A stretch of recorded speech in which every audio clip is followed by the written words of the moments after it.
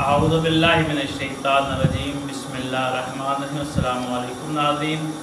سب سے پہلے آج جو ہم لے کر آپ کی خدمت میں چھوٹا سا مسئلہ بھی حاضر ہوئے ہیں، وہ مسئلہ یہ ہے کہ زیر ناف بالوں کا یا بغل میں جو بال ہوتے ہیں ان کا مسائل ہیں۔ آپ نے بدن کو اس طرح پاک کرو کہ اس کا سارا باطن ہی اندر سے بھی پاک ہو جائیں اور جسم جو ہے باہر سے بھی پاک ہو۔ زیر ناف بالوں کا جو مسئلہ ہے یا بغل کے نیچے بالوں کا جو مسئلہ ہے وہ 40 دن سے اگر آپ کو زائد ہو چکے ہیں، چاہے بغلوں میں ہیں چاہے زیر ناف بال ہیں، تو 40 دن اگر آپ نے ان کو صاف نہیں کیا تو آپ نے جو بھی عبادت کی ہے وہ ضائع ہو گئی،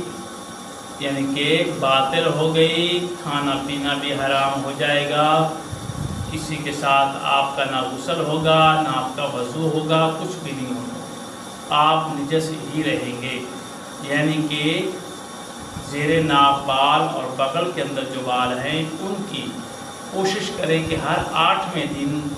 15 دن کے بعد 8 دن کے بعد 15 دن کے بعد ان کو صاف لازمی کریں، تاکہ اپنا بدن بھی پاک رکھے، اندرون بھی اور بیرون بھی۔ جب آپ پاک ہوں گے تو خدا کی بارگاہ میں آئیں گے، صاف لباس ہوگا، صاف بدن ہوگا، پاک بدن ہوگا تو آپ مانگیں گے تو لطف بھی آئے گا۔